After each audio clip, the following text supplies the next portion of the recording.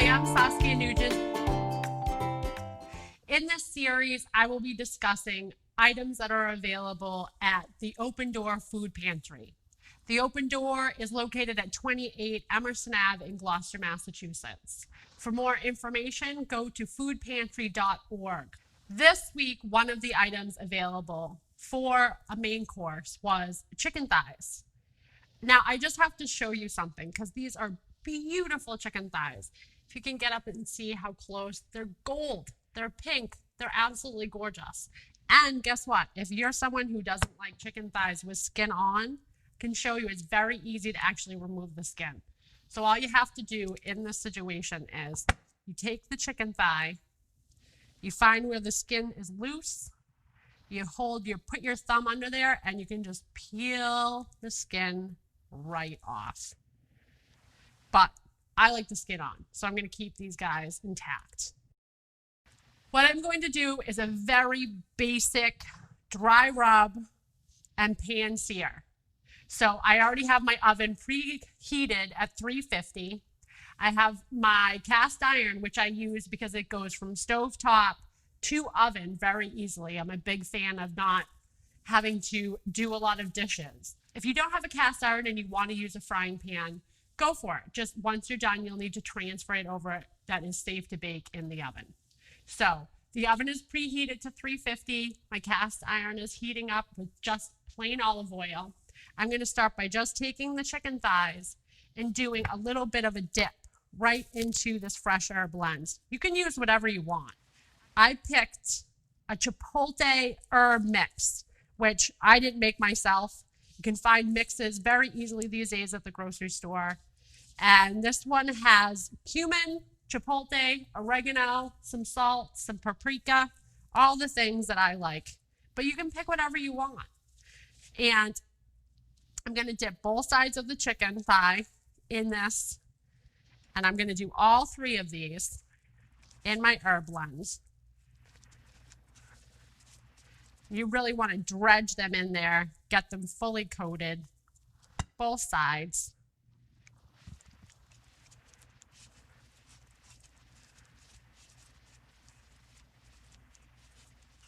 There's something nice about using your hands while you're cooking. It connects you directly to the food you're making. Oh, these smell so good. Just the herb blend smells so good. I can't wait. It's going to be so good. I'm going to wash my hands. Now that I have all of the chicken thighs fully coated in the herb blend, I'm going to take them over to the preheated pan and put them in skin side down. You know that you have properly preheated your pan when you hear the little sizzling crack of the oil. Properly preheating the pan will make sure that the oil is nice and hot when you put the chicken thighs in, which when you do it skin side down will help to get the chicken skin very crispy when you flip them.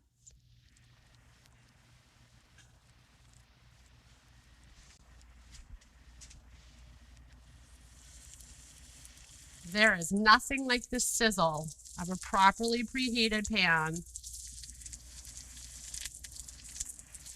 Listen to that sizzle.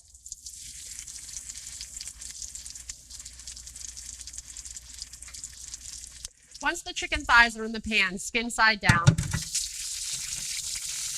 I'm going to go ahead and slice a lemon lengthwise and 2 cloves of garlic, which I'm going to just rough chop. Again, keep your fingers tucked. You want to keep the tips on. With the lemon, I'm going to run my fingers right down the middle to get the seeds out. The seeds primarily live right by the center of the lemon. And this helps so that you can squeeze it right in the pan without adding any lemon seeds to your dish. I'm going to take the lemon, I'm going to take the garlic, I'm going to add those over to my pan. Garlic, lemon. When you squeeze the lemon, it's going to hit the oil. You want to stand back just a little bit. Then I'm going to add the lemon directly to the pan. Again, same with the garlic. I'm going to sprinkle it over the chicken.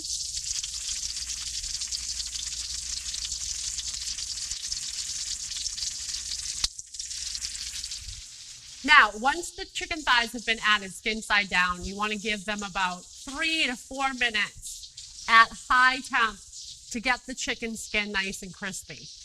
At that point, you're going to want to flip them over using spatula. I like tongs. You can use a fork or a wooden spoon, but tongs actually help you manage the meat without coming in contact with the hot oil. So we're going to slowly turn the chicken thighs over. Look at the crispiness of the skin. If you want your skin more crispy, leave them in a little bit longer. If you don't like it as crispy, flip them sooner. But we're going to go ahead and we're going to flip them all over.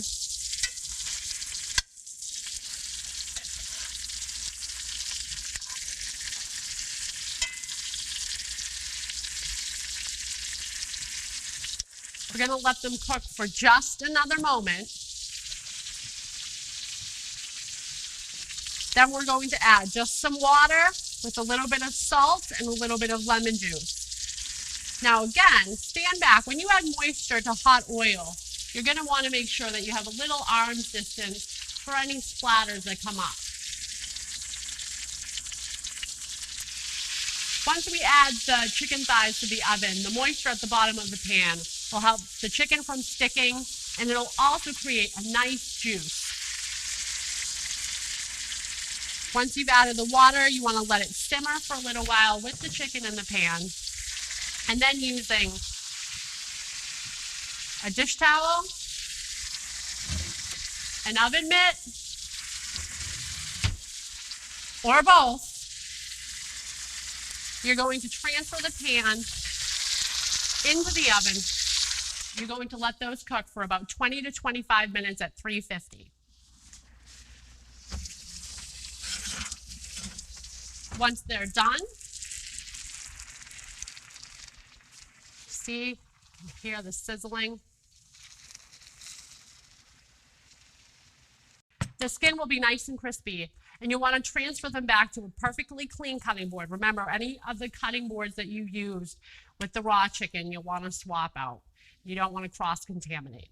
So, with a clean cutting board, you're going to take the chicken from the pan.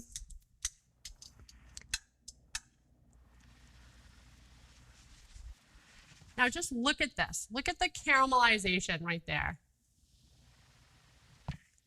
It's beautiful. So, at this point, you can do two things. So you can serve the chicken thigh whole on top of corn and pepper salad with fresh peaches and plums. Can we just look at how gorgeous this is? Look at that. That was just the produce that we used making the salads in the last episode. And if you want to get really crafty, you can take a little bit of sauce from the pan and drizzle it right on top. Or you can slice the chicken thigh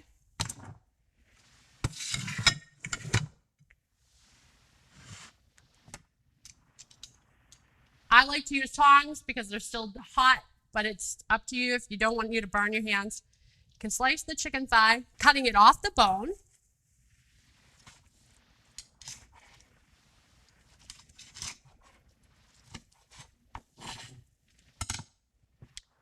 And serve it directly on top of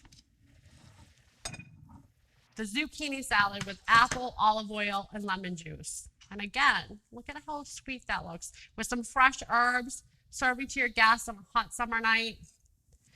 I don't know about you, but I can't wait to eat this. So until next time, where we're just going to go over a quick way to use up those gorgeous peaches, apples, and plums for a very fast, light, cool summer dessert. Thanks again. I'm Saskia Nugent, and I can't wait to see you next time.